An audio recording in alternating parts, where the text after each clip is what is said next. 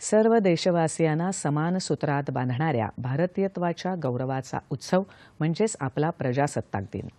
आपल्या वैविध्यपूर्ण आणि यशस्वी लोकशाहीचं कौतुक संपूर्ण जगात होत आहे, असं प्रतिपादन राष्ट्रपती रामनाथ कोविंद यांनी 73व्या प्रजासत्ताक दिनाच्या पूर्वसंध्येला राष्ट्राला उद्देशून केलेल्या संबोधनात केलं आहे.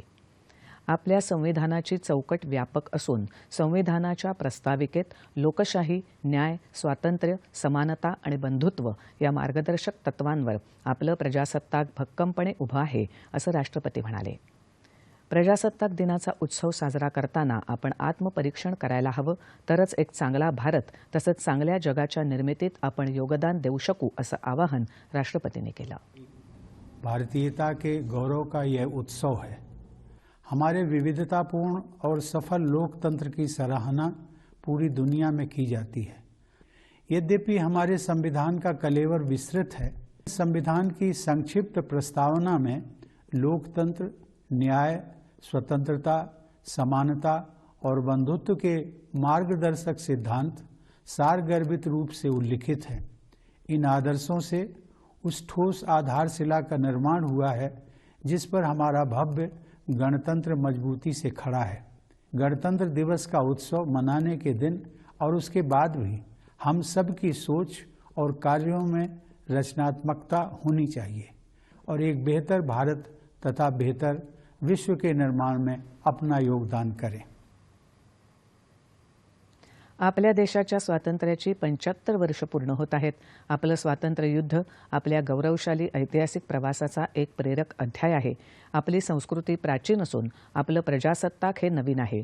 या 75 वर्षात आपण मोठी प्रगती साधली आहे. युवा पिढीच्या स्वागतासाठी संधीचे नवे दरवाजे उघडत आहे. युवा वर्गानं या संधीचा लाभ उठवत यशाची शिखरं गाठून ऊर्जा, आत्मविश्वास आणि उद्यमशीलतेसह प्रगतीपथावर वाटचाल करत आहे. त्यामुळे जागतिक स्तरावर आपण सर्वोच्च स्थान नक्कीच प्राप्त करू, असा विश्वास राष्ट्रपतींनी व्यक्त केला.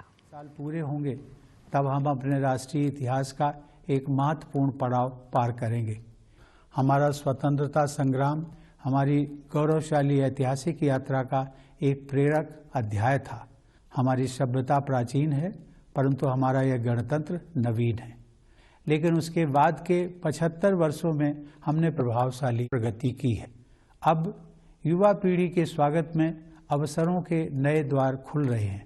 हमारे युवाओं ने इन अवसरों का लाभ उठाते हुए सफलता के नए प्रतिमान स्थापित किए हैं. मुझे विश्वास है कि इसी ऊर्जा, आत्मविश्वास और उद्यमशीलता के साथ हमारा देश प्रगति पथ पर आगे बढ़ता रहेगा तथा अपनी क्षमताओं के अनुरूप विश्व समुदाय में अपना अग्रणी स्थान अवश्य प्राप्त करेगा. गेल्या 2 वर्षापासून जगावर कोरोना संसर्गाच्या महामारीचं संकट निर्माण झालं आहे. अद्यापही मानवतेचा कोरोना विषाणूविरुद्धचा संघर्ष सुरूच आहे. अनेकांना प्राणाला मुकावं लागलं, तसंच जागतिक अर्थव्यवस्थेवरही मोठा आघात झाला.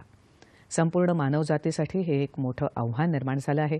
या महामारीचा प्रभाव अजूनही व्यापक प्रमाणात कायम आहे. त्यामुळे आपल्याला सतर्क राहायला हवं, असं राष्ट्रपती म्हणाले. गेल्या वर्षी आर्थिक विकासात आलेल्या घसरणीनंतरही या आर्थिक वर्षात अर्थव्यवस्थेचा विकासदर प्रभावी राहण्याचा अंदाज व्यक्त करण्यात आला आहे. तो भारताच्या दृढतेचा आणि आत्मनिर्भर भारत मोहिमेच्या यशाचा पुरावाच आहे, असं राष्ट्रपती म्हणाले. अब 2 साल से भी अधिक समय बीत गया है, लेकिन मानवता का कोरोना वायरस के विरुद्ध संघर्ष अभी भी जारी है. महामारी का प्रभाव अभी भी व्यापक स्तर पर बना हुआ है.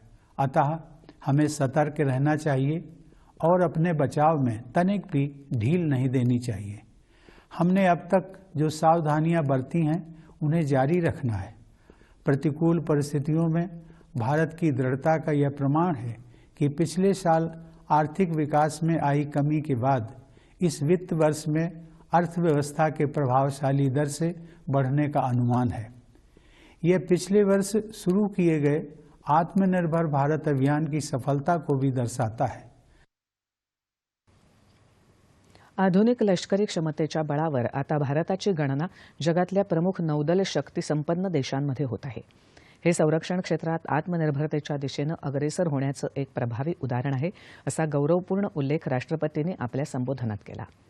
सशस्त्र दलांमधल्या महिला सक्षमीकरणाच्या दृष्टीनं उचललेली पावलं अत्यंत महत्त्वपूर्ण असून आपल्या मुलींनी पारंपरिक सीमा ओलांडल्या आहेत आणि आता नव्या क्षेत्रामध्ये महिला अधिकाऱ्यांचीही स्थायी कमिशनची सुविधा सुरू झाली आहे. त्यामुळे सैन्याची गुणवत्ता समृद्ध होण्यासोबतच सशस्त्र दलामध्ये स्त्री पुरुष प्रमाण संतुलित राहण्यासही मोठा हातभार लागेल असं राष्ट्रपती म्हणाले.